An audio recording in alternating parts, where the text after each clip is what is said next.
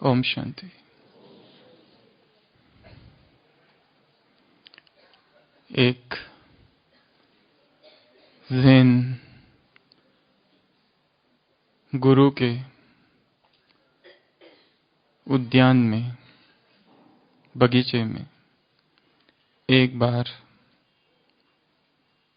वहां जो उगाए हुए कद्दू थे, उन कद्दुओं की आपस में लड़ाई हो गई। उन कद्दुओं में दो ग्रुप हो गए। बहुत ही घमसान लड़ाई हो गई।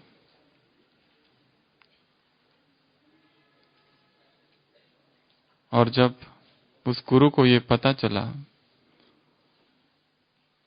तो वो ज़ेन गुरु बगीचे में पहुंचे तो देखा कि सारे कद्दू एक दूसरे से लड़ रहे हैं।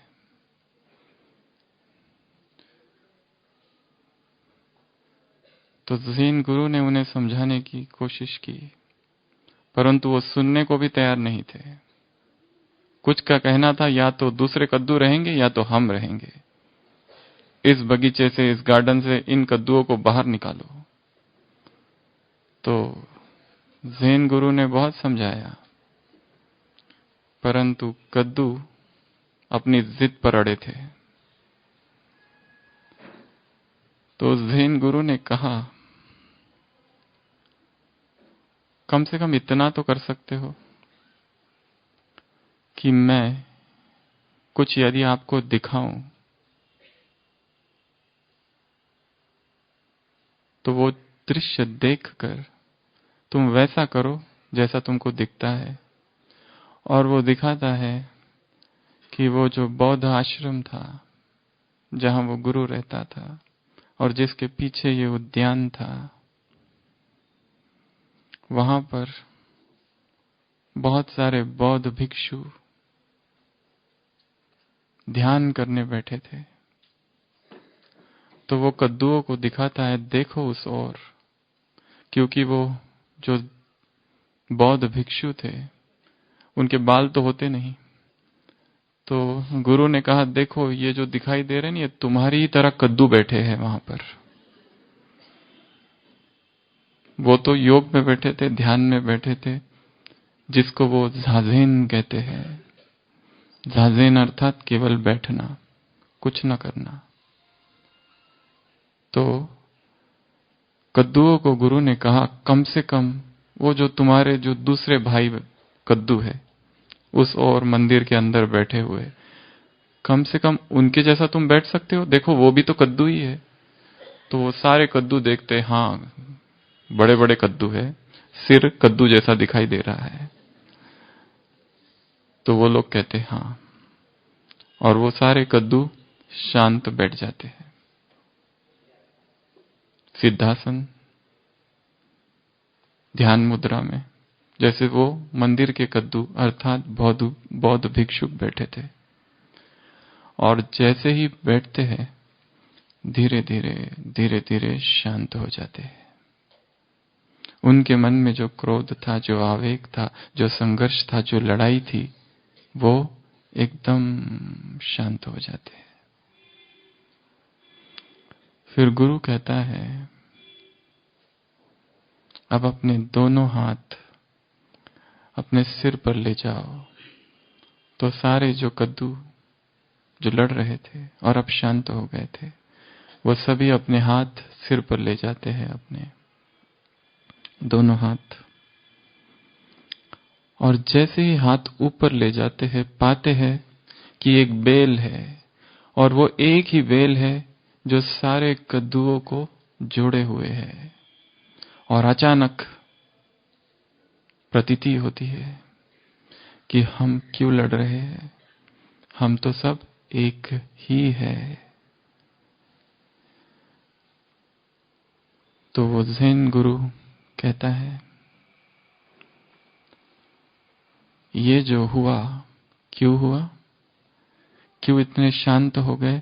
जैसे ही दूसरे जो शांत थे, जो योगी बैठे थे, जो भिक्षु बैठे थे, उनको केवल देखा, उनकी केवल नकल की, अनुकरण किया, और जैसे बौद्ध भिक्षु बैठे थे, जैसे ही ये कद्दू बैठे तो ये भी क्या हो गए? शांत हो गए।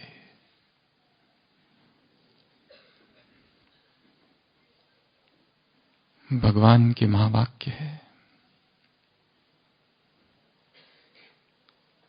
तुम्हें केवल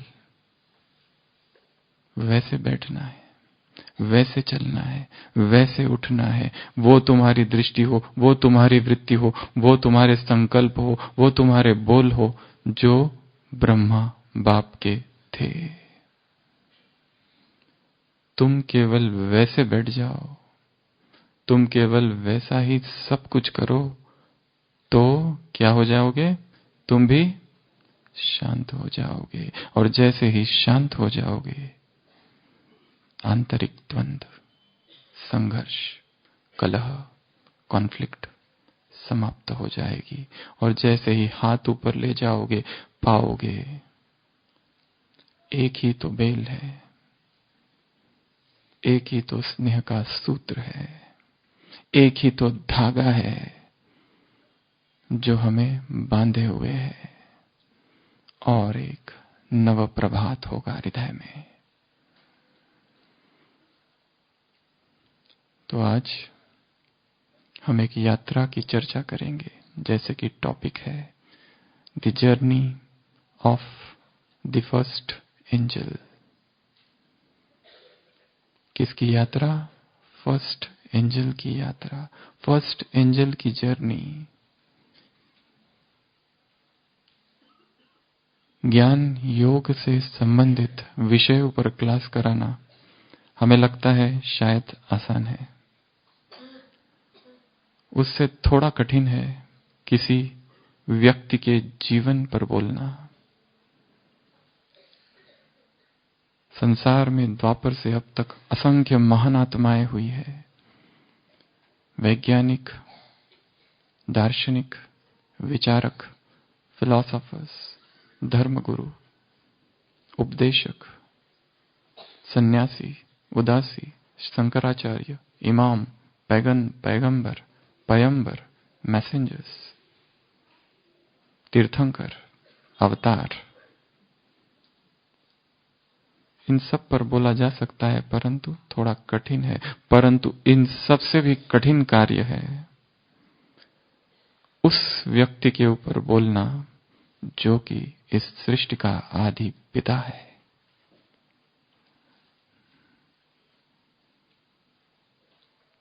जो कि सागर समान है, जो कि स्वयं भगवान समान बन गया है।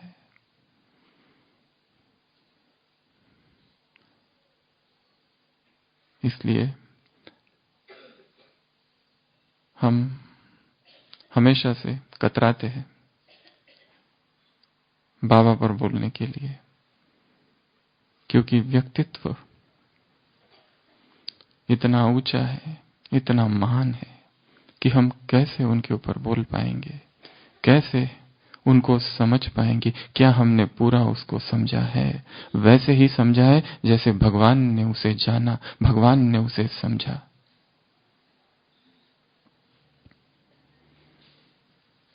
मुरलियों में आता है तुम्हें श्रीमत पर चलना है।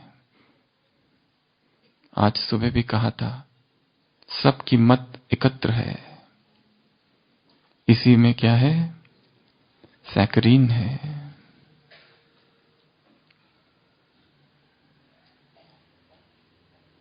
एक यात्री अफ्रीका के जंगल से गुजरता था।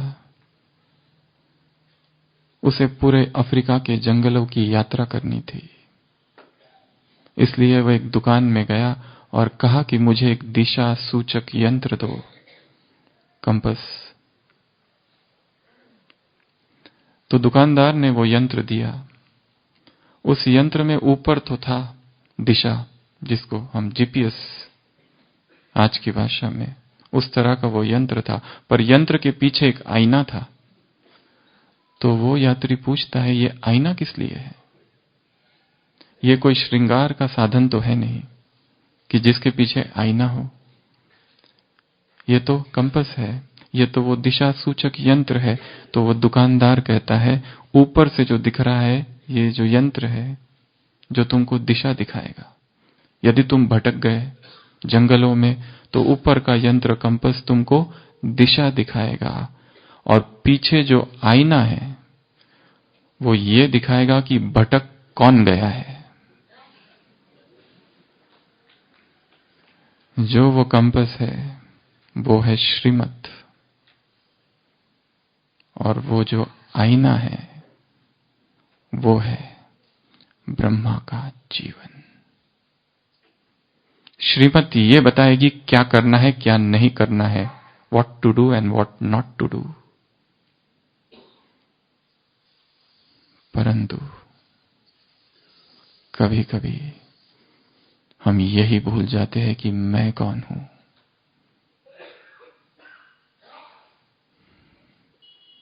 वो मैं कौन हूं ये देखने का आईना ब्रह्मा का जीवन है। तो आज हम बाबा के जीवन की जो यात्रा है, लंबी यात्रा, ब्रह्मा से संपूर्ण ब्रह्मा तक की यात्रा,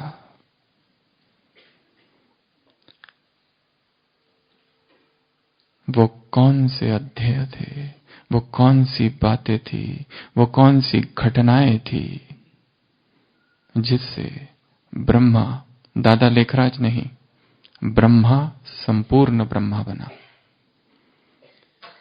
तो ऐसी हम लगभग 18 यात्राएं देखेंगे। 18 डिफरेंट टाइप्स ऑफ जर्नीज। ऐसी 18 यात्रा जो कि ब्रह्मा बाबा ने की, ब्रह्मा से संपूर्ण ब्रह्मा बनने तक, ब्रह्मा से संपूर्ण फरिश्ता, संपूर्ण एंजल अवस्था प्राप्त करने तक। गीता में 18 अध्याय है। महाभारत का युद्ध 18 दिनों तक चला। महाभारत में 18 सेनाएं थी, 11 इधर से और 7 उधर से। रामायण का युद्ध 18 दिन तक चला। ब्रह्मा के जीवन में भी 18 अध्याय है। वो अध्याय बचपन से है। हम उस बचपन की आज चर्चा नहीं करेंगे, हम आज चर्चा करेंगे और साथ साथ अनुभव भी, कि कैसे ब्रह्मा ब्रह्मा बना। सबसे पहले तो एक नजर उस समय की ओर।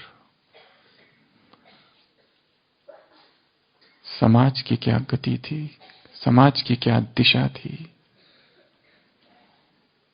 वो समय जिस समय भगवान इस धरा पर आए,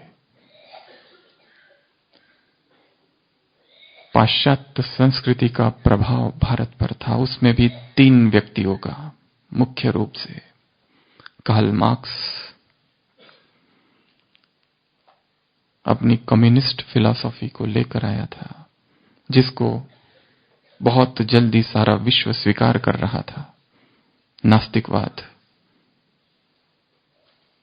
और वहीं पर बहुत सारे विज्ञान की खोजें हो रही थी जो ये बता रही थी कि बाइबल में जो बातें लिखी है झूठी है। इसीलिए फ्रेडरिच नीत्शे ने घोषणा कर दी थी, God is dead, man is now free. सारे विश्व में ये वाक्य ऐसे फैल गया था कि भगवान मर चुका है, मैन इज नाउ फ्री। ये जो बॉन्डेजेस है रिलीजन के, धर्म के, सुपरस्टिशन के, अंधश्रद्धा के, रूढ़िवादिता के, इन सब से सबको मुक्त करना है। सबसे पहला व्यक्ति कार्ल मार्क्स, दूसरा Charles Darwin, survival of the fittest, जिस थियरी ने कहा कि मनुष्य का जो जन्म हुआ है उसके जो पूर्वज है वो कौन थे? प्राणी थे, बंदर थे। कहां वो वेदों के वाक्य कि जो वेद कह रहे थे भारत में, उपनिषद का ऋषि चट्टान पर खड़े रहकर चिल्लाता है, शृण्वन्ति विश्वे अमृतस्य पुत्राः आये धामिनी दिव्यानि तस्तु वेदाहमेदं पुरुषं महांतम आदित्य वर्णम तमसा परस्तात्। हे मनुष्य आत्माओं सुनो, शृण्वन्ति विश्वे, हे विश्व की आत्माएं, अमृतस्य पुत्राः, E R children of immortality, तुम सभी कौन हो? देवपुत्र हो, देवों की संतान हो, देवताएं तुम्हारे पूर्वज है, तुम वही देवता हो। आदित्य वर्णम, जिसका वेदों में गायन है, तमसा परस्तात्, तम को, तमस को, तिमिर को, अंधकार को भगाने वाले, तुम वह ज्ञान स्वरूप देवता हो। ये वेदों की घोषणा, भारत के शास्त्रों की घोषणा। और कहां तो चार्ल्स डार्विन की थियरी कहती है कि पूर्वज कौन थे? तीसरा व्यक्ति Sigmund Freud, father of psychoanalysis, जिसने कहा कि काम विकार मनुष्य की मूलभूत आवश्यकता है, यदि इसे दबाओगे तो विक्षिप्तता होगी, और ये प्रकट करना ही जीवन है। कहां तो पवित्रता का संदेश, और कहां ये कि इस फिलॉसफी के कारण काम विकार को सारे विश्व में स्वीकृति मिली कि इसे दबाना नहीं है, इसे प्रकट करो। इन तीन व्यक्तियों का प्रभाव संसार में था, और उसी समय पर लेखराज, दादा लेखराज का जन्म और आगे का जीवन, और बाद में भगवान की उनके जीवन में प्रवेश था। सामाजिक स्थिति क्या थी, आर्थिक स्थिति क्या थी, और राजनीतिक स्थिति क्या थी? विश्व महायुद्ध पहला हो चुका था, दूसरे की तैयारियां चालू थी, राजनीतिक अराजकता थी, एनार्की थी, संसार में हलचल चालू थी। बाबा के जीवन में उल्लेख है, बाबा ट्रेन में सफर कर रहे हैं, उनकी बेटी उनके साथ है। निर्मल शांता दादी पूछती है, बाबा आप क्या पढ़ रहे हो? बाबा कहते हैं मैं गीता पढ़ रहा हूं। और गीता में क्या पढ़ रहे हो? तो बाबा सुनाते हैं ट्रेन में बैठकर कि यहाँ लिखा है, यदा यदा ही धर्मस्य, धर्म की जब ग्लानि होती है तब तब भगवान आते हैं।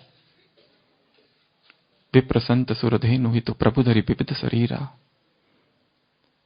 भगवान शरीर धारण करके संसार में आते हैं।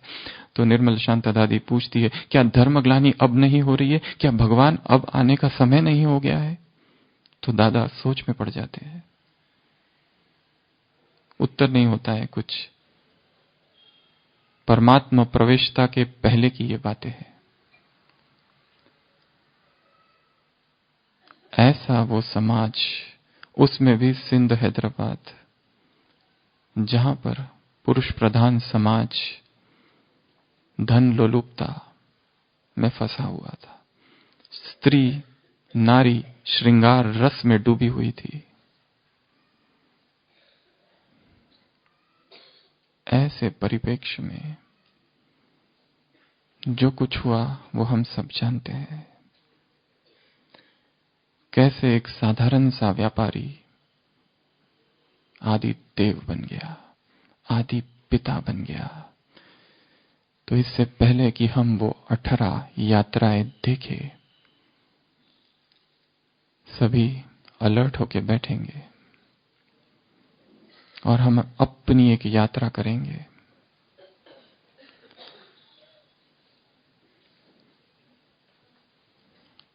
एक छोटा सा योग का प्रयोग।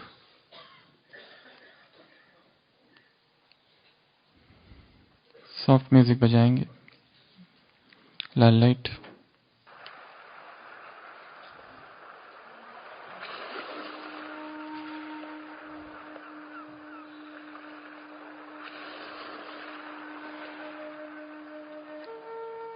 प्रकृति के मध्य में विराजमान,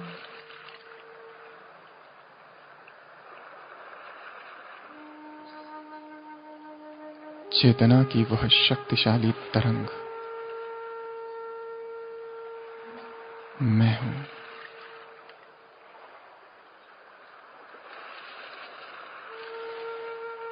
देह की संपूर्ण विस्मृति, मन शांत,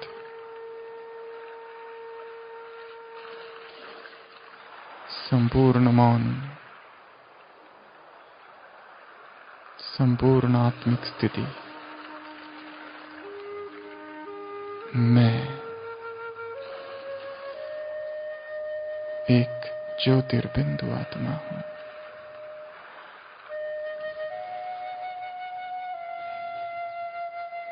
देह की स्मृति लोप हो रही है।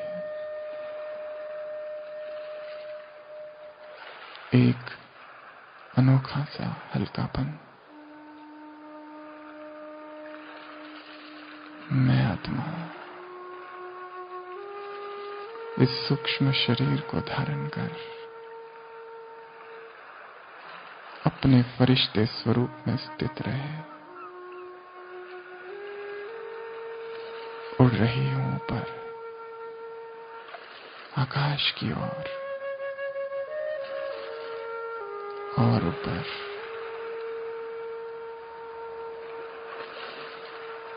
अंतरिक्ष से परे।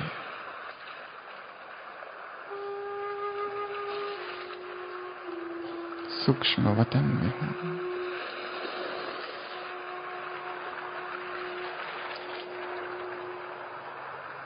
और ये क्या, ये कौन सामने खड़ा है? आज वतन में बाप दादा नहीं है।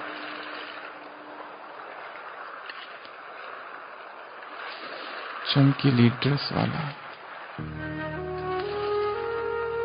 ये तो मेरा ही अपना संपूर्ण बाप समान फरिश्ता स्वरूप है। देख रहा हूं स्वयं के ही स्वरूप को। ये मैं ही हूं, संपूर्ण लाइट, संपूर्ण पवित्र,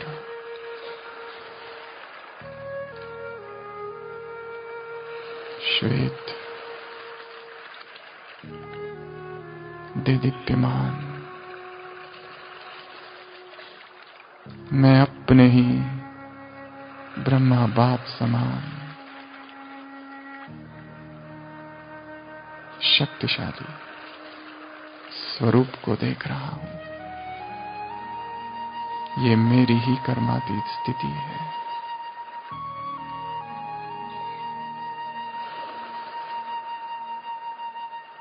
हे मेरे स्वरूप, क्यों तुझ में और मुझ में इतना अंतर?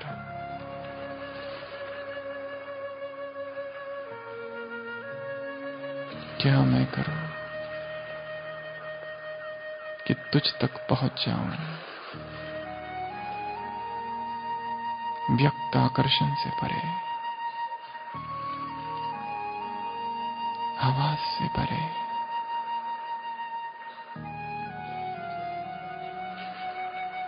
और मैं देख रहा हूं और समीप से कैसा ये मेरा ही स्वरूप है। सारी कमजोरियां समाप्त हो चुकी है। एक की लगन में मगन हूं। कितनी शक्तिशाली स्थिति है ये मेरी।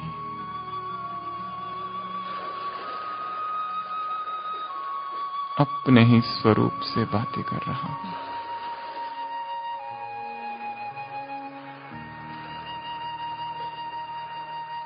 धीरे धीरे मैं फरिश्ता वापस इस छवि को मन में समाये हुए नीचे उतरता हूं। वापस इस पार्थिव शरीर में प्रवेश। ओम शांति।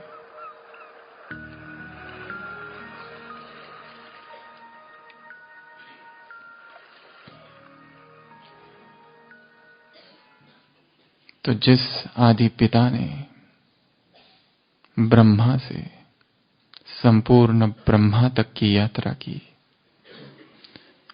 उसमें सबसे पहली यात्रा है, ऐसी 18 यात्राएं हम देखेंगे।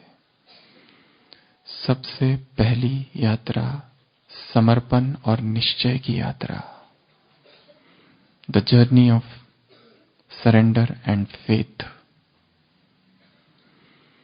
भारत का इतिहास साक्षी है और विश्व का इतिहास भी साक्षी है। महात्मा बुद्ध ने कभी कहा था, मैं एक और जन्म लूंगा, उस जन्म का नाम होगा मैत्रेय। 2500 वर्ष हो गए, मैत्रेय की आत्मा अब तक नहीं आई। संसार के सारे विचारक, सारे धर्म स्थापक, सारे धार्मिक लोग चिंतित थे कि कैसे वो मैत्रेय की आत्मा आ जाए, कौन वो मीडियम बने, कौन वो चैनल बने और कौन वो वर्ल्ड टीचर बने। बहुत ढूंढा, नहीं आई। बहुत इंतजार किया, नहीं आई। फिर से विचारक बैठे और उन्होंने ये निर्णय किया, क्या किसी एक छोटे से बच्चे को तैयार किया जा सकता है, क्या किसी बालक को तैयार किया जा सकता है, ऐसा वो बच्चा हो जिसमें फिर वो बुद्ध की आत्मा प्रवेश करे, मैत्रेय की। The concept of Maitreya. Theosophical society थी भारत में और विदेश में। उसकी प्रमुख थी एनी बेसेंट। एनी बेसेंट और उसके साथियों ने यह निर्णय किया कि हम एक बच्चे को ढूंढेंगे जिसमें बुद्ध की आत्मा मैत्रेय के रूप में प्रवेश करेगी, and he will be the world teacher. और खोज चालू की, और जहां पर थियोसॉफिकल सोसाइटी थी एक जगह, उसी के बाजू में एक दिन एक 11 साल का बच्चा खेलता हुआ नजर आया और उन्होंने उसको स्पॉट किया और कहा कि यह बच्चा योग्य हो सकता है, क्योंकि इसमें कुछ अद्वितीय, कुछ ऐसे गुण दिखाई दे रहे हैं जो और किसी में नहीं। अगर इस बच्चे को तैयार किया जाए, बचपन से ऐसी शिक्षाएं दी जाए, आध्यात्मिक शिक्षाएं, तो यही बच्चा इतना तैयार हो सकता है कि उसमें वो आत्मा प्रवेश करेगी और वो वर्ल्ड टीचर बनके विश्व का उद्धार करेगी। वो बच्चा था जिड्डू कृष्णमूर्ति। उस कृष्णमूर्ति को एनी बेसेंट अडॉप्ट करती है।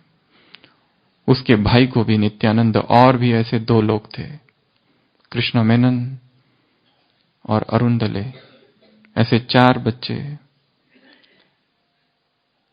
इनको एनी बेसेंट अडॉप्ट करती है और बचपन से ऐसी रिगरस ट्रेनिंग दी जाती है अध्यात्म की, कर्मेंद्रिय जीत बनने की, ताकि ये योग्य बन जाए। और फिर उस मैत्री की आत्मा का इसमें आह्वान किया जा सके, वर्ल्ड टीचर बनेगी वो आत्मा। उस बच्चे को वो लंदन ले जाती है, जिड्डू कृष्णमूर्ति को। वहां जाकर उसकी ट्रेनिंग चलती है। पिताजी केस भी करते हैं कि मेरा बच्चा मुझे वापस चाहिए, फिर भी केस वहां जाकर एनी बेसेंट जीत जाती है और उसको हर तरह की ट्रेनिंग दी जाती है। और फिर 1921 हॉलैंड, 6000 लोगों की सभा, जहां पर कृष्णमूर्ति के शरीर में महात्मा बुद्ध की आत्मा मैत्रेय रूप में प्रवेश करने वाली थी।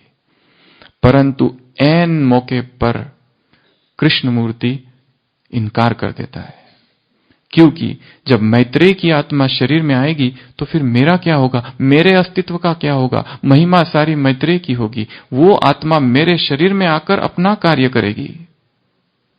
अब तक जो समर्पण भाव था कृष्णमूर्ति का, ठुकरा दिया। उसका अपना लॉजिक खड़ा हुआ और उसने मना कर दिया। उसके बाद में थियोसॉफिकल सोसाइटी की बुरी गति हुई, क्योंकि सारे विश्व में संदेश फैल चुका था कि ऐसी सभा में यह होने वाला है। और फिर कृष्णमूर्ति ने अपनी ही विचारधारा चालू की परंतु उसे स्वीकार नहीं था कि कोई दूसरी आत्मा मुझ में प्रवेश करे, वो कार्य करे। वह व्यक्ति जो कि एक व्यापारी था, वह व्यक्ति जो कि वानप्रस्थ अवस्था में था, वह व्यक्ति जो कि अब सोच रहा था कि थोड़ा सा धन और कमाऊं और उसके बाद मैं संन्यास ले लूं अपनी पत्नी के साथ, वह व्यक्ति जिसका इतना बड़ा व्यापार था, वह व्यक्ति जिसकी इतनी संसार में प्रतिष्ठा थी, वह व्यक्ति जो इतना सुखी था, संपन्न था, वह व्यक्ति जिसके 12 गुरु थे, वह व्यक्ति जो इतना धार्मिक था, ऐसे व्यक्ति में अचानक एक दिन कोई दूसरी आत्मा आ जाती है और वो कहती है शिवोहम शिवोहम शिवोहम, ज्ञान स्वरूपम शिवोहम शिवोहम, प्रकाश स्वरूपम शिवोहम शिवोहम। कितना बड़ा ये निश्चय और समर्पण था ब्रह्मा का, क्योंकि अब जो आत्मा अंदर प्रवेश किए है उसके बाद मेरा अपना अस्तित्व नहीं रहेगा, मेरे अपने विचार नहीं रहेंगे, मैं कौन रहूंगा, वो सारा त्याग कर दिया, वो सारा अर्पण कर दिया। अब उस आत्मा अपना कार्य मेरे शरीर द्वारा करेगी। जहां कृष्णमूर्ति के शरीर ने, चित्त ने, मन ने उसे स्वीकार कर दिया था, अस्वीकार कर दिया था, क्योंकि वहां अपना सूक्ष्म अहम जागृत हो गया था। इतने वर्षों की ट्रेनिंग, 11 साल का था तब से ट्रेनिंग चालू हुई थी कृष्णमूर्ति की, फिर भी डिनाई कर दिया।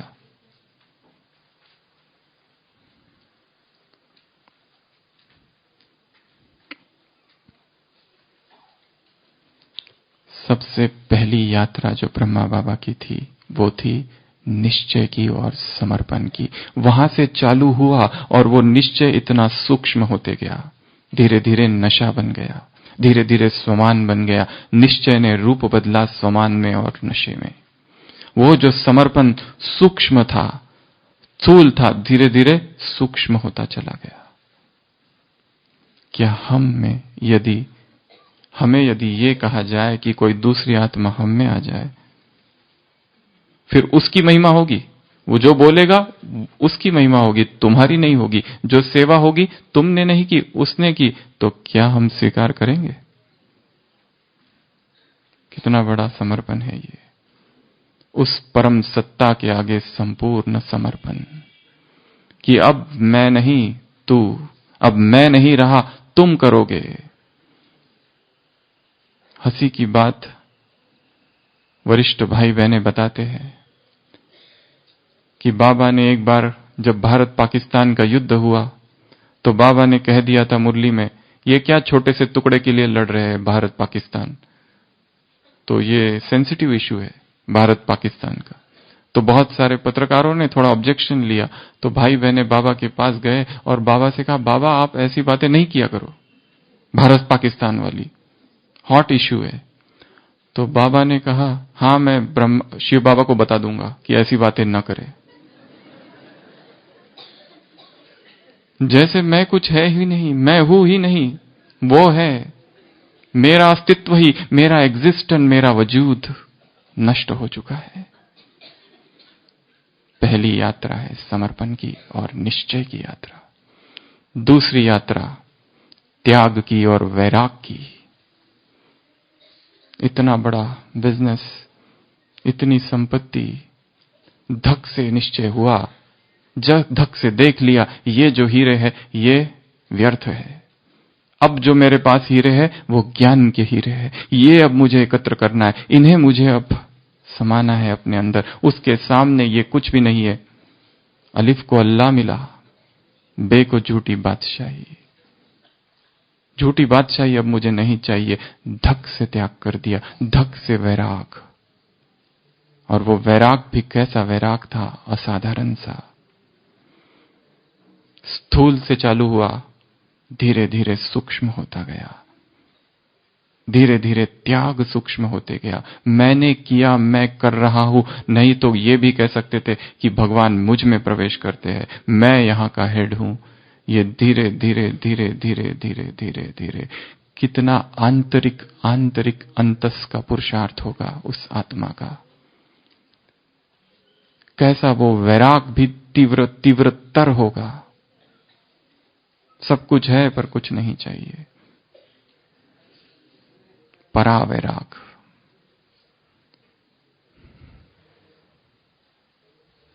स्थूल वैराग तो सब कर सकते हैं। सूक्ष्म वैराग, वाणी से वैराग, आवाज से वैराग, वाचा से वैराग,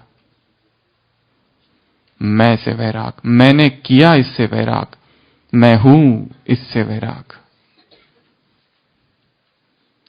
क्या हमारा वैराग ऐसा है? अभी अभी मुरली में आया था, शुक्रवार की साकार मुरली।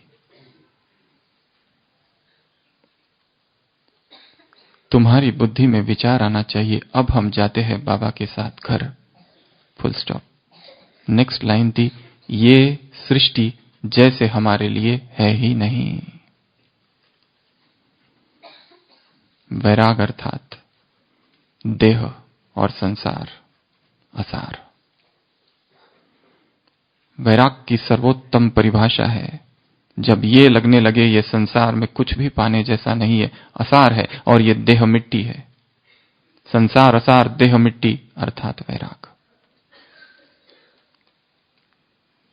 तो दूसरी यात्रा जो ब्रह्मा ने चालू की थी वो थी वैराग की और त्याग की।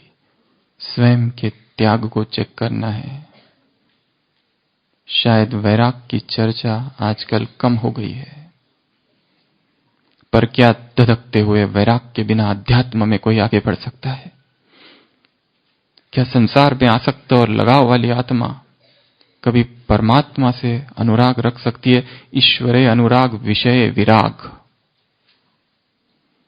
जब तक विषयों से विराग नहीं, जब तक चेतना वीतराग की अवस्था को नहीं पाती, जब तक उसे धक्का नहीं लगता संसार से कि झूठ है, यहां पर मिथ्या है,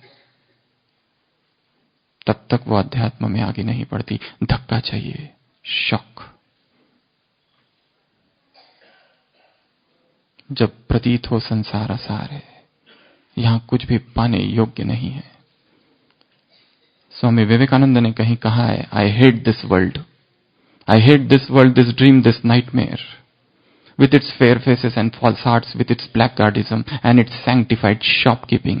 मुझे घृणा है इस संसार से, इस दुस्वप्न से। स्वप्न मात्र है, यहां पर कुछ भी सत्य नहीं है। जो दिखाई दे रहा है वैसा नहीं है। चेहरे बहुत सुंदर है पर अंदर खोटे है। सैंक्टिफाइड शॉपकीपिंग है, चारों ओर बाजार लगा हुआ है। ये दो तो वो मिलेगा।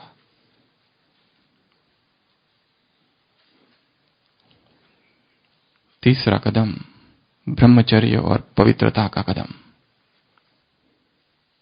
बाबा को सूक्ष्म में एक बात का पश्चाताप था अपने जीवन में। कौन सी हो सकती है? कौन सी? बाद में उन्होंने उसको ठीक कर लिया, अपनी बेटी की शादी करने की, निर्मल शांता दादी। इसके लिए उसको लाना बहुत आवश्यकता था। दादी की किताब पढ़ो, उसमें अनुभव लिखा है।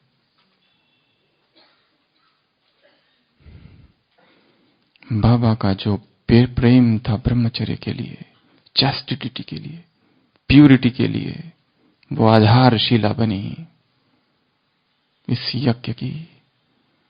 पवित्रता,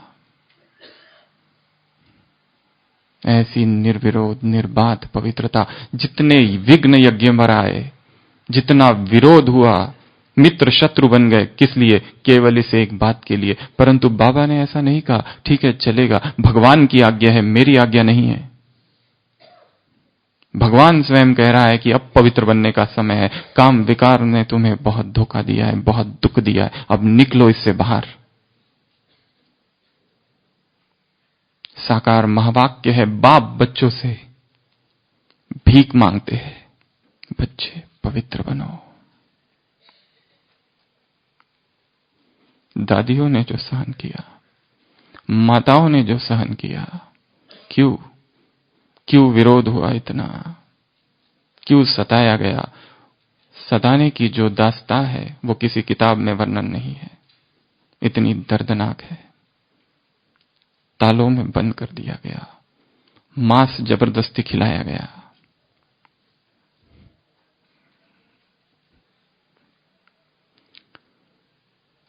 शारीरिक यातनाएं, मानसिक यातनाएं पहुंचाई गई, परंतु बाबा ने मार्ग चुना था ब्रह्मचर्य का और पवित्रता का, उसको नहीं छोड़ा। और वो ब्रह्मचर्य धीरे धीरे ब्रह्माचर्य में रूपांतरित हुआ। वो पवित्रता धीरे धीरे पावनता बनी,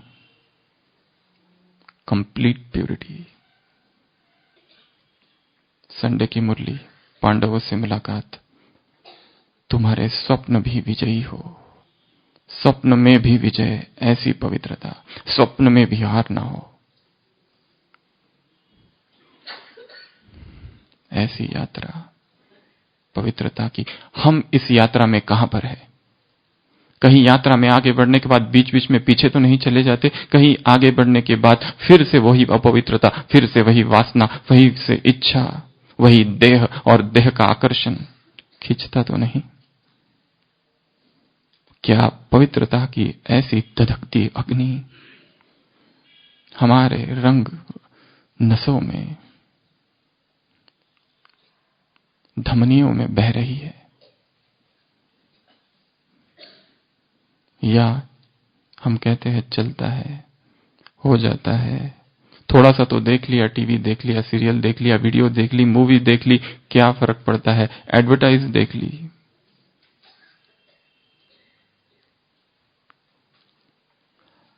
बहुत थोड़ा नहीं, बहुत है। सफेद कागज पर काला दाग है। 15 नवंबर 2003, अव्यक्तवाणी।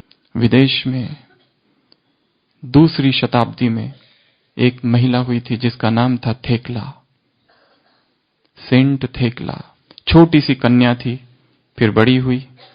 एक बार खिड़की पर खड़ी थी, उसका किसी युवक से प्रेम भी था, शादी भी होने वाली थी, उसकी मां भी राजी थी। एक बार खड़े खड़े खिड़की पर खड़े खड़े वहां से सेंट पॉल जाते रहता है, अपोस्टल पॉल, और अपोस्टल पॉल कहते रहता है, he who doesn't defile his body shall be near God. जो अपने शरीर को अपवित्र नहीं करेगा वही परमात्मा के समीप जाएगा।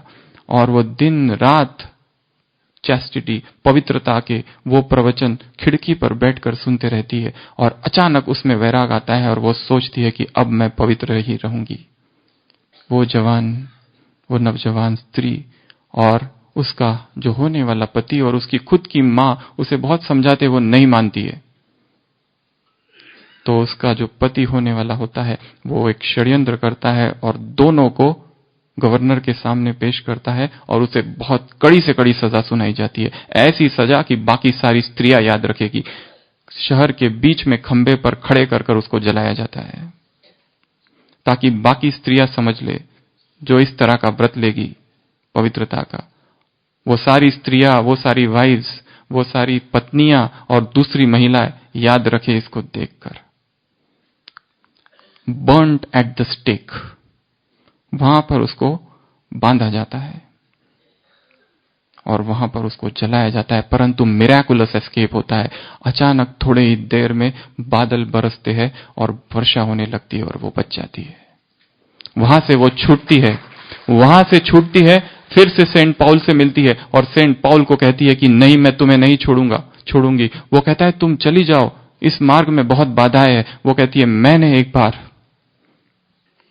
पवित्रता का मार्ग ले लिया है, मैं पीछे नहीं हटूंगी।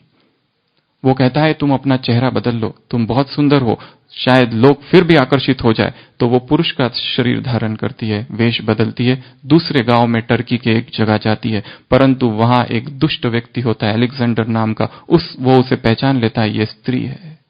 वो जबरदस्ती करने की कोशिश करता है तो पब्लिकली थेलका उसका अपमान कर देती है, थेकला। तो वो बदला लेना चाहता है और बदला वो ऐसा जबरदस्त बदला लेता है, सारे गांव को और राजा को, सबको उस दोनों के विरुद्ध कर देता है। वो सेंट पॉल को तो बहुत मारते हैं, थेकला को एक एरिना, अखाड़े के बीच में खड़े भेज देते हैं। सारा टर्की देखने के लिए ऊपर मैदान में, और वहां पर जंगली जानवर, भूखे 2 शेर और भूखी एक शेरनी के बीच में उसको धकेल देते हैं। और वो फिर से जीसस को याद करती है कि फॉर यू, तुम्हारे लिए मैंने ये पवित्रता का व्रत लिया है। प्रिजर्व माई वर्जिनिटी ओ लॉर्ड। और दिखाया है वो जो फीमेल लायनेस शेरनी होती है, वो उसके सामने आके खड़ी हो जाती है और 2 शेर को बिल्कुल आने नहीं देती है। फिर से मिराकुलस एस्केप होता है। और वहीं पर वो पानी जो होता है वो थेकला जाती है, और वहां के पानी से अब उसको किसी की आवश्यकता नहीं। बैप्टिज्म क्रिश्चियनिटी में होता है, नामकरण किसी पुरुष के द्वारा होता है। वो हमेशा वो कहती है, कोई पुरुष की मुझे अब आवश्यकता नहीं, मैं स्वयं in the name of Jesus Christ I baptise my self. वहां से फिर छूटती है, फिर रोम पहुंचती है। रोम में गुफा में लगभग 90-70 साल तक रो रहती है, और वहां पर प्यूरिटी के कारण उसमें एक अजीब सी शक्ति आ जाती है, हीलिंग पावर। जो भी मरीज आते हैं उसको वो ठीक करने लगती है। जब वो 90 वर्ष की हो जाती है, वहां के जो डॉक्टर्स होते हैं उनको फिर जलन होती है, क्योंकि सारे मरीज इसके पास जा रहे। वो फिर 90 वर्ष की उस कन्या की पवित्रता भंग करने के लिए युवकों को भेजते हैं। थर्ड मिराकुलस एस्केप, वो केव आज भी टर्की में है, martyrdom of Saint Thecla. Acts of Saint Paul and Thecla में सारा वर्णन है, बाइबल में नहीं है पर इसमें है। वहां एक नई गुफा प्रकट होती है, और जो लोग उसका पीछा करते हैं वहां एक दीवार खड़ी हो जाती है। गुफा से पत्थर गिरते हैं और दीवार बनती है, और वो सदैव जीसस में समा जाती है। ऐसा गायन है। ब्रह्मा के जीवन में सारे विघ्न आए, क्यों आए? इसी पवित्रता के कारण। परंतु छोड़ा ही नहीं इस प्रतिज्ञा को। इतनी माताओं को सताया गया, मारा गया, तालों में रखा गया, यातनाएं दी गई, मानसिक यातनाएं, भूखा रखा गया, प्यासा रखा गया, पर छोड़ा नहीं। और वही सब क्या बन गई? शेरनियां। चौथी यात्रा, सामना करने की और समाने की यात्रा। जबरदस्त विरोध हुआ आर्य समाज की ओर से, और कितने ही संस्थाओं की ओर से। अपने पराये हो गए, निंदा करने लगे, ग्लानि करने लगे। द सिंध ऑब्जर्वर नाम का एक न्यूज़पेपर था वहां पर, सिंध ऑब्जर्वर। उसमें बाबा के लिए 2 शब्दों का प्रयोग किया गया, सॉर्सरी एंड लेचरी। इंग्लिश के शब्द है। सॉर्सरी अर्थात जादू टोना करने वाला, लेचरी अर्थात कामुक व्यक्ति, कामुक चेष्टाएं करने वाला। विरोध हुआ, पिकेटिंग हुई 21 जून 1938। पिकेटिंग अर्थात नॉन वायलेंट डेमोन्स्ट्रेशन, खड़े हो जाना। वायलेंस अगर करते हैं तो अखबार वाले, सारा देश, सारे समाज विरोध करेंगे, देखो ये लोग वायलेंस कर रहे। इसके लिए वो सारे विरोधी क्या हो गए? आके खड़े हो गए। ओम निवास के अंदर वाले ओम निवास में रहेंगे, बाहर वाले बाहर। सुबह 5:30 बजे से चालू हुई, दोपहर तक, शाम तक, 3 दिन तक चला। फिर कहीं तीसरे दिन आकर कलेक्टर ने आकर उसको रुका। लाखा भवन, 6 अगस्त 1938, आग लगा दी गई। मारने को लोग आए। कितना विरोध, सारे विरोध का सामना किया, सहन किया, निंदा को, ग्लानि को, अपमान को, इंसल्ट को सामना करने की यात्रा, सहन करने की यात्रा थी वो। अगला, ज्ञान और मुरली की यात्रा। ज्ञान और मुरली की यात्रा।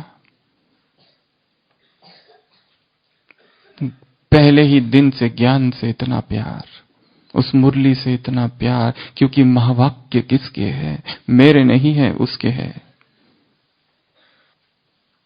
क्लिफ्टन पर 5 भवन बने उधर, बाबा भवन, बेबी भवन, बॉयज भवन और 2। रोज टॉपिक्स देते थे बाबा, लिखने को कहते थे। 14 साल की हम कहते हैं तपस्या हुई। क्या था वो? ज्ञान का चिंतन, मनन, अध्ययन, एक्सपेरिमेंट्स। समय कौन सा था? 38 से लेकर तो 50 तक कराची में तपस्या। ये सब पीरियड केवल और केवल ज्ञान मनन। बाहर दूसरा महायुद्ध चालू हो चुका था, बाद में पार्टीशन हो चुका था। पार्टीशन के 3 साल तक होने के बाद भी वो लोग वहीं रहे, 50 तक।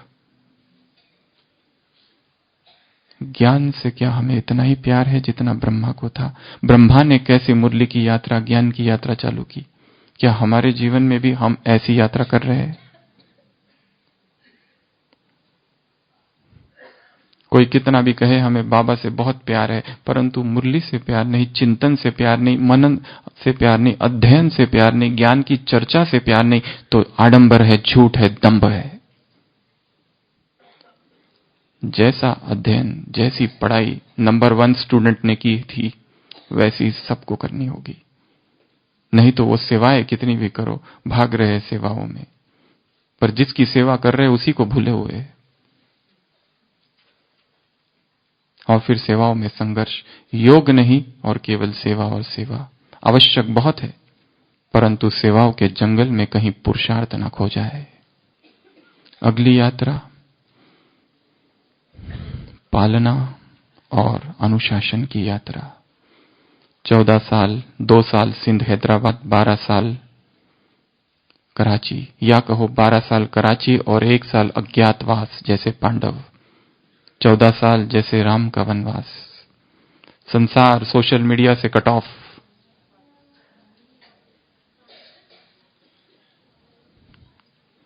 क्या एक दिन हम ऑफलाइन रह सकते हैं? एक दिन ऑफलाइन? यदि कहा जाए इंटरनेट बंद रहेगा एक दिन, बेचैनी तो नहीं होगी? दादियां 14 साल तक संसार में क्या हो रहा है पता ही नहीं, सत्ता पलट गई, सिक्के बदल गए,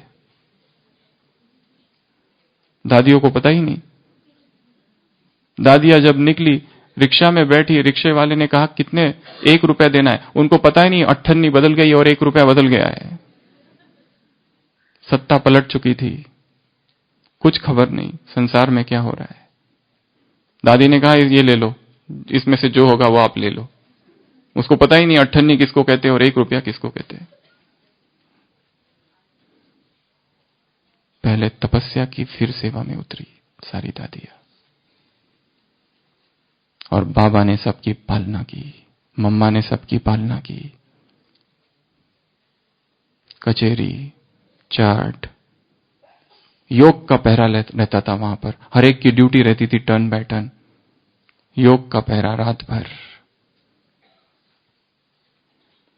और कैसी पालना की, ऐसी पालना की कि वो रईस घर से आई हुई कन्याएं अपने घर को भूल गई।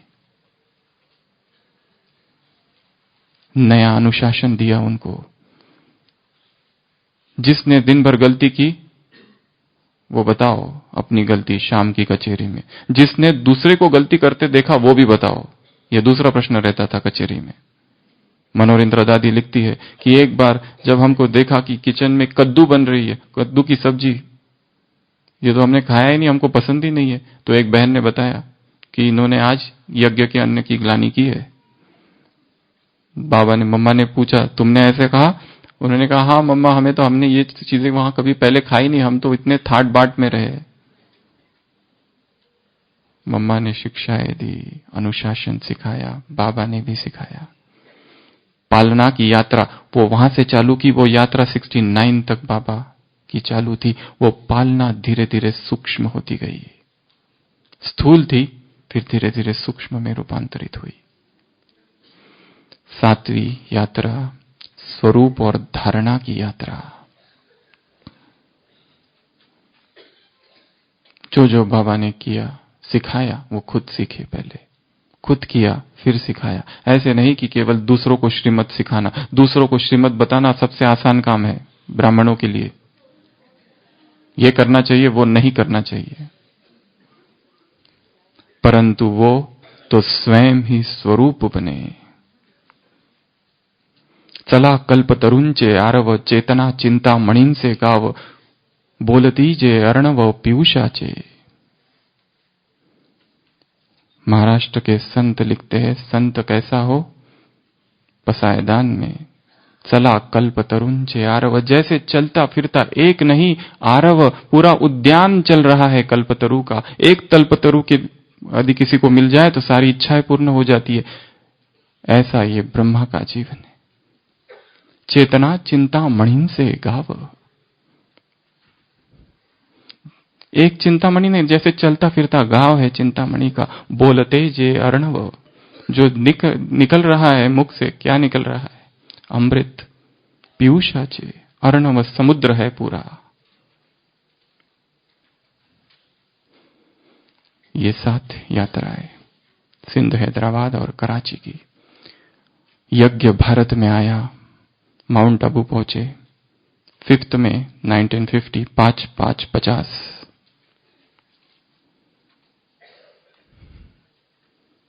यहां की फिर 7 यात्राएं और फिर 4। यहां आने के बाद सबसे पहली यात्रा थी, ऐसी परिस्थिति जिससे गुजरना पड़ा, वो थी प्राकृतिक परिस्थितियां। अत्यंत ठंड थी माउंट में, सबकी तबीयत बिगड़ने लगी। बाबा भी तो वृद्ध हो रहे थे। सारी प्राकृतिक परिस्थितियों को समाया, सहन किया। ये भी एक यात्रा है। ब्रिजकोटी में सांप दिखे, बच्चियां घबराई। बाबा ने कहा, यह सांप तो कुछ नहीं, तुम्हें तो काम क्रोध लोभ के सांप से युद्ध करना है। 18 में 1974, smiling Buddha, first nuclear bomb Pokhran में इंदिरा गांधी के द्वारा लॉन्च किया, टेस्टिंग हुआ था। उसके बाद माउंट में थोड़ी गर्मी पड़ी, उसके पहले तक जबरदस्त ठंड थी। और यज्ञ यहां 1950 में आया।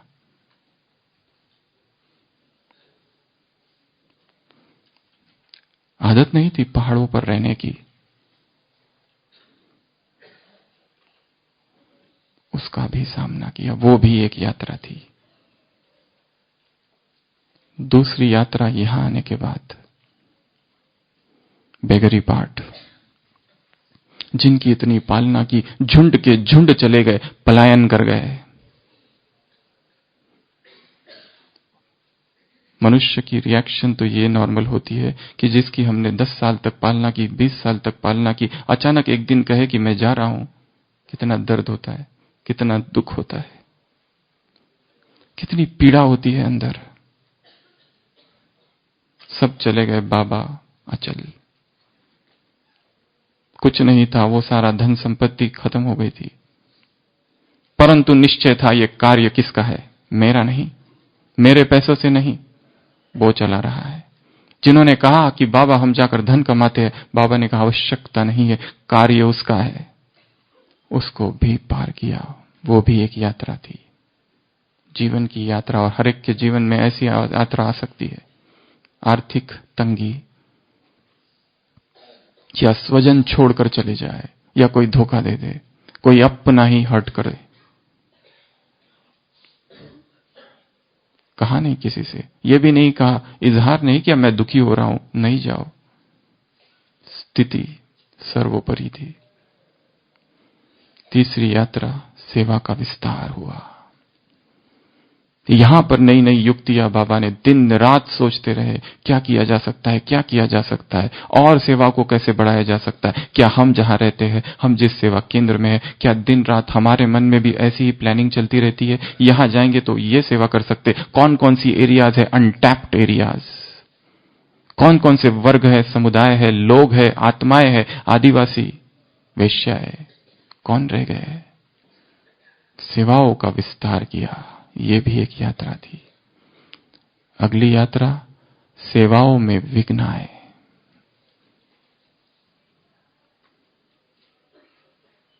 ब्रह्मा कुमारियों को देखते ही दरवाजा बंद।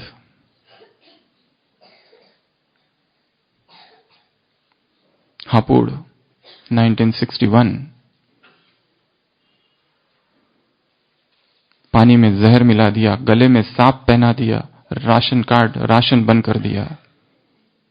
जहां ब्रह्मा कुमारियों का प्रदर्शन हो रहा है वहां पर पर्चे बट रहे हैं बाहर, ब्रह्मा कुमारी पाखंड। सेवाओं में विघ्न आए, परंतु बाबा अचल। क्रिटिसिज्म, अपोजिशन, एक्यूजेशन,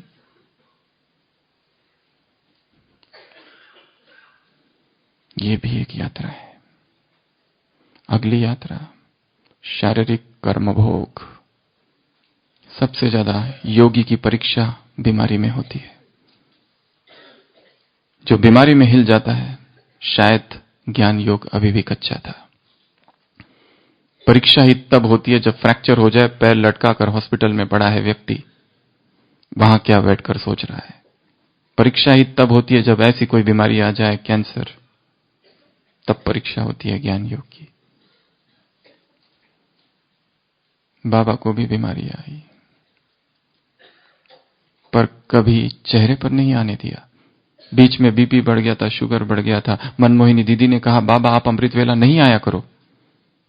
बाबा ने कहा है, डॉक्टर ने कहा है। दीदी ने कहा, बाबा ने कहा मैं उस डॉक्टर का सुनूं या इस डॉक्टर का सुनूं।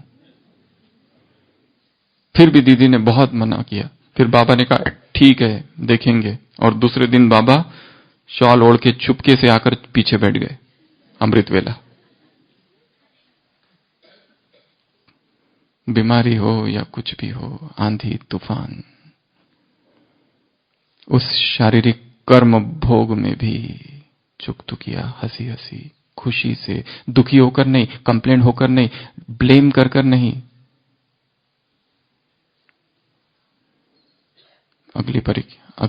अगली यात्रा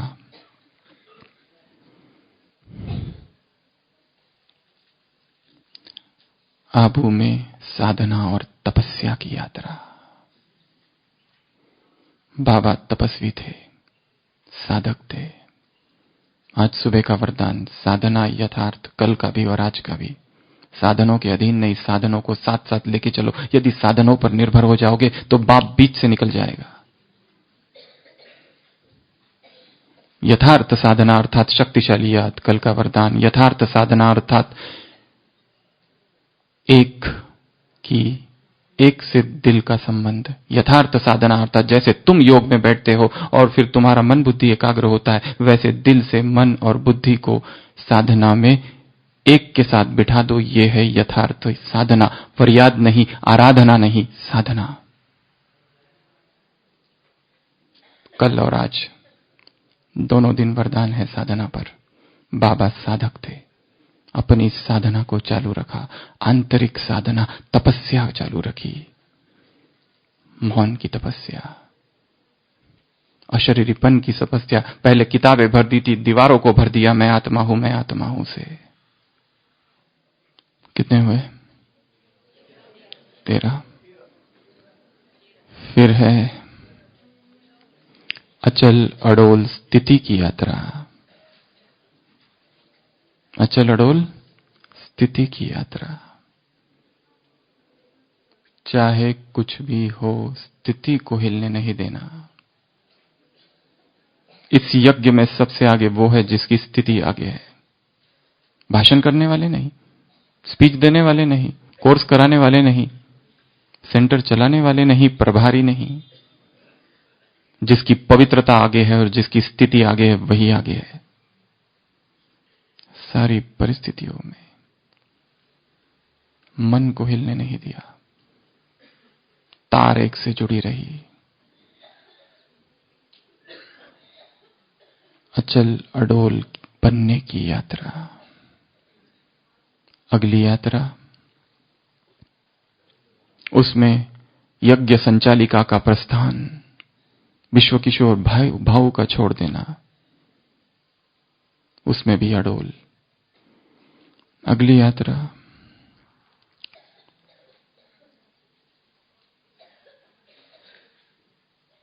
निराकारी, निरंकारी और निर्विकारी का ये यात्रा। निराकारी स्थिति, निरंकारी और निर्विकारी, जो बाबा का बृहद वाक्य था, आंतरिक तपस्या यही थी। इसकी भी बाबा ने यात्रा 36-37 से चालू कर दी। और इस यात्रा में भी धीरे धीरे धीरे धीरे धीरे धीरे इतना आगे बढ़ गए कि जब 68 की मुरलियों में, 69 की मुरलियों में जो आता था कि बाप इस तन में ऐसा रहता है जैसे यहां है ही नहीं, यज्ञवत्सों को लगा शिव बाबा कह रहा है, बाप इस तन में ऐसे रहता है जैसे यहां है ही नहीं, परंतु वो ब्रह्मा का पुरुषार्थ बोल रहा था।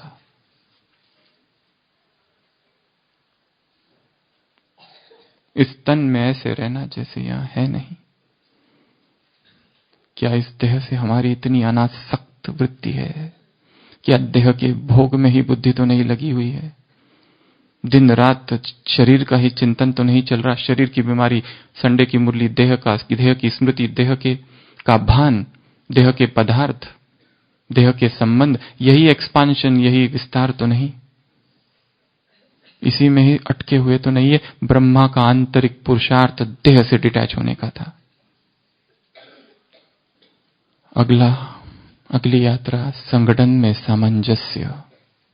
इतने सारे वैरायटी सोल्स, सबके अपने अपने संस्कार, अपने अपनी वृत्तियां, अपनी अपनी टेस्ट, अपनी अपना शरीर, अपनी अपनी प्रवृत्ति, अपना अपना स्वास्थ्य, उन सबको एक साथ रखना और लेकर चलना, सबको संभालना, क्या छोटी बात है? यदि 10 लोग हमारे अंडर हो और हमको कहा जाए इनको तुमको संभालना है, वो जैन गुरु को कितनी मुश्किल हो गई थी कद्दू जब लड़ने लगे, तो एक सूत्र में पिरो के रखना सबको, कितनी पावर चाहिए। और दादियों में भी वही संस्कार। ऊपर भोली दादी थी मधुबन में, वो बुलाती थी, इधर आओ, ये लो, ये नया बनाया है आज, तुम ले लो, पर किसी को बताना मत। और फिर दूसरे भाई को बोलती थी तुम उसको बताना मत, और उसको भी एक्स्ट्रा दे देती थी। पालना के संस्कार कहां से सीखा? सब दादियों ने, सारे ब्रह्मा से ही आए, सबकी पालना की। कितने हुए? 16, 17 हो गए, 16 हो गए, 2 बाकी है। 16 हो गए, 2 बाकी है। 17वां है नष्टो मोहा की यात्रा। नष्टो मोहा की यात्रा। विश्व किशोर भाऊ बीमार थे, रात भर उनको जागकर बाबा ने उनके लिए योग किया। 2 बजे देखा, सुबह रात को 10 बजे देखा बहनों ने, बाबा योग में बैठे। 2 बजे देखा तब भी बैठे। सुबह उठकर आई 4 बजे, फिर भी बैठे हैं। बाबा क्या कर रहे हो? बाबा कहते हैं मैं बच्चे को सकाश दे रहा हूं। पहली बार यज्ञ में सकाश शब्द का प्रयोग 1968। दूसरे दिन सुबह, दोपहर को 1 बजे विश्व किशोर भाई ने मुंबई में शरीर छोड़ दिया। उसके बाद बाबा ने कहा आत्मा का पाठ पूरा हुआ, फुल स्टॉप। उसके बाद में कभी कोई वर्णन नहीं किया। रमेश भाई दिखाने आ गए फ्यूनरल राइट्स, पूछा कि क्या बॉडी को यहां लेके आए? बाबा ने कहा कोई जरूरत नहीं है, वहीं पर अंतिम संस्कार करो मुंबई में। फोटो दिखाने आए कुछ दिन के बाद रमेश भाई जी, बाबा ने कहा फाड़ दो, इनको जरूरत नहीं है। जब विश्व किशोर भाऊ थे, बार बार पूछते थे अब कैसा है, अब कैसा है। शरीर छोड़ा, नष्ट मोहा। यज्ञ संचालिका बाबा की राइट हैंड, मम्मा सबकी देखभाल करती थी। मम्मा चली गई, सब लोग रो रहे। बाबा कहते रो क्यों रहे हो? वो कहते अरे हमारी मम्मा चली गई। क्या सबसे ज्यादा दुख तो ब्रह्मा को होना चाहिए? जो हमारा राइट हैंड है, सारे आधे काम जो करता है वही चला जाए और हमको कोई दुख ही नहीं। नष्टो मोह की स्थिति थी। अंतिम चैप्टर, अंतिम यात्रा, स्मृति स्वरूप, 18वीं यात्रा। ब्रह्मा से संपूर्ण ब्रह्मा बनने की यात्रा है। The journey of the first angel Adidev Prajapita Brahma, सृष्टि का जो सृजनहार था। अंतिम स्वरूप ऐसा था कि जैसे स्मृति स्वरूप हो गए थे, निरंतर स्मृति। प्रयत्न नहीं कर रहे याद करने का कि अब मैं याद में बैठता हूं, अब याद पूरी हुई, अब योग के कमरे, बाबा के कमरे में, ये सब नहीं। सतत, निरंतर। My father and I R one. Jesus ने जो कहा है, यह अनुभूति, अब वो अनुभूति छूट गई, I am son of God, जो जीसस कहता है कहीं पर। फिर कहीं कहता है कि my father is in me and I am in my father. उससे भी आगे चली गई अवस्था, जब जीसस एक जगह कहता है my father and I R one. हम दोनों एक हो चुके हैं। वह स्मृति स्वरूप की अवस्था।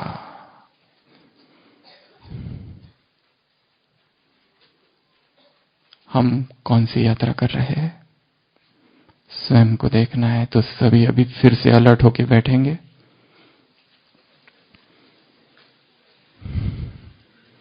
सभी कागज वगैरह नीचे रख दे, हाथ नहीं लगाएंगे किसी को भी। योग के कमेंट्री के बीच में ही हम आपको कुछ काम देंगे जो आपको करना होगा। कमेंट्री चालू रहेगी।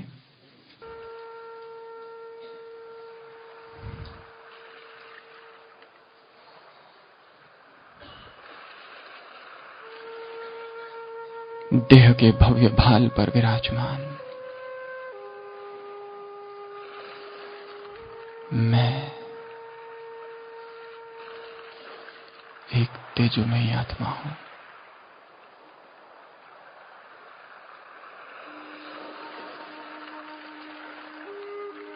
तपस्वियों में महातपस्वी, ऋषियों में राज ऋषि,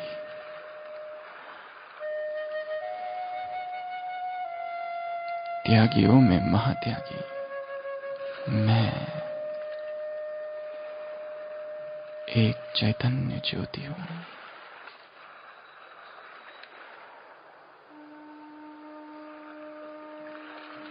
देह के भान से परे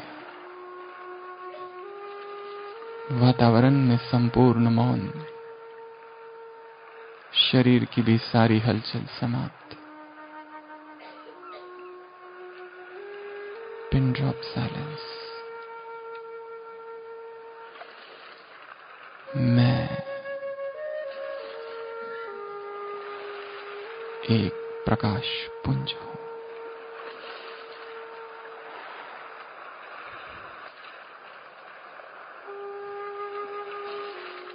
देख रहा हूं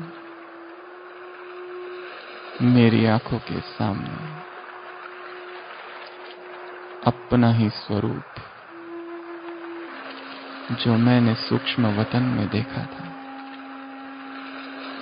संपूर्ण ब्रह्मा बाप समान मैं अपने फरिश्ते स्वरूप में।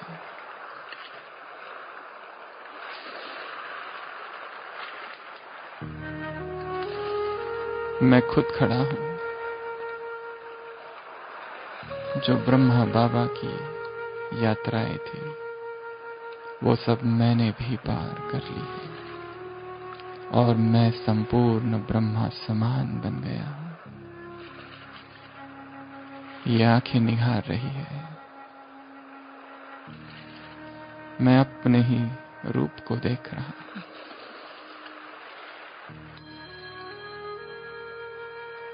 कितना चमकीला है, निर्विकारी, निराकारी, निरहंकारी, संपूर्ण निश्चय, संपूर्ण समर्पण, संपूर्ण त्याग, संपूर्ण वैराग, सभी परिस्थितियों में अचल अड़ोल। मैं मास्टर ब्रह्मा हूं।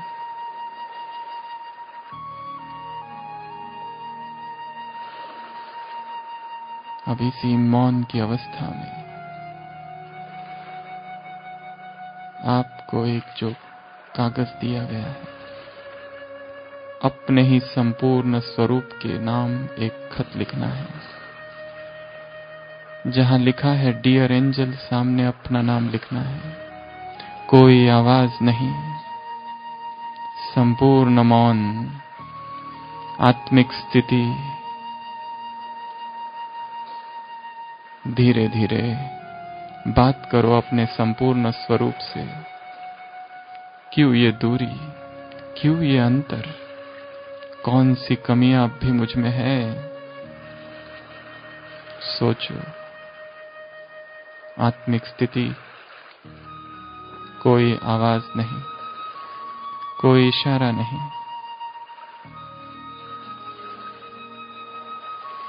डियर एंजल, सामने अपना नाम। आप अपने संपूर्ण स्वरूप से बात कर रहे हो।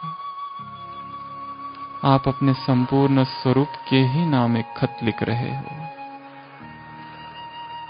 चाहे तो उसे बुला लो, पुकारो, आह्वान करो, जो मर्जी है। अगले 3 मिनट संपूर्ण मौन में अपने ही संपूर्ण ब्रह्मा बाप समान स्वरूप के नाम एक खत लिखो।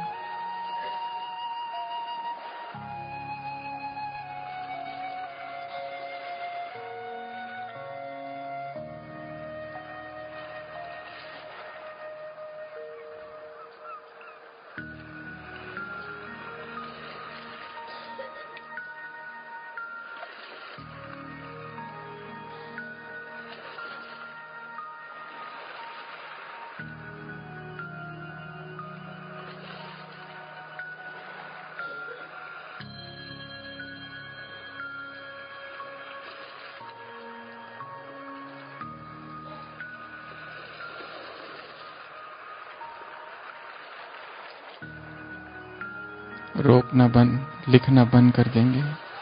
फिर से आत्मिक स्वरूप में स्थित हो जाए। देखो अपने फरिश्ते स्वरूप को। अब ये फरिश्ता स्वरूप धीरे धीरे मुझ में समा रहा है। मैं स्वयं ब्रह्मा बाप समान बन चुका हूं। मैं ही मास्टर ब्रह्मा हूं। अनुभव करें कि जिस स्वरूप को मैंने अब तक जो लिखा था, अब वो मैं खुद बन गया हूं।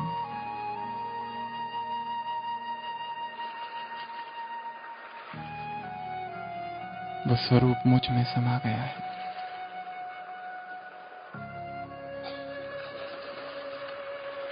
अब जो पहला खत लिखा था, उसके खत के उत्तर में दूसरा खत संपूर्ण हमारा ही स्वरूप हमें लिख रहा है। अगले 2 मिनट के लिए अब उस स्वरूप में स्थित हो जाएंगे कि मैं वह संपूर्ण स्वरूप हूं। और डियर अपना नाम लिखकर फिर से कुछ बातें लिखनी है।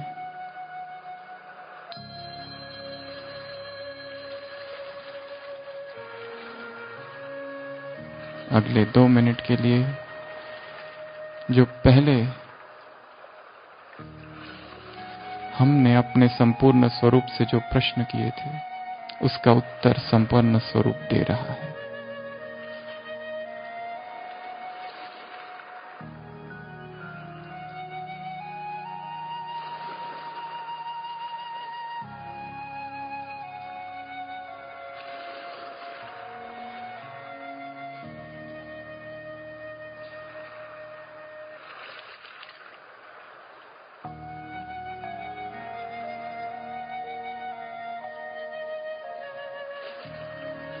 फिर से आत्मिक स्वरूप में स्थित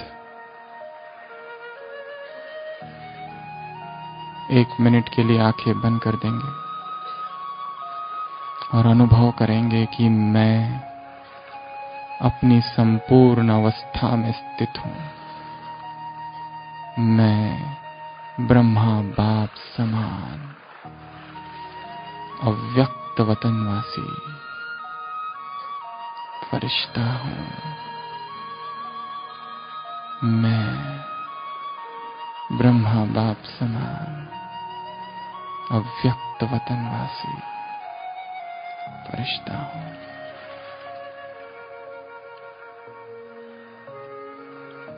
ओम शांति।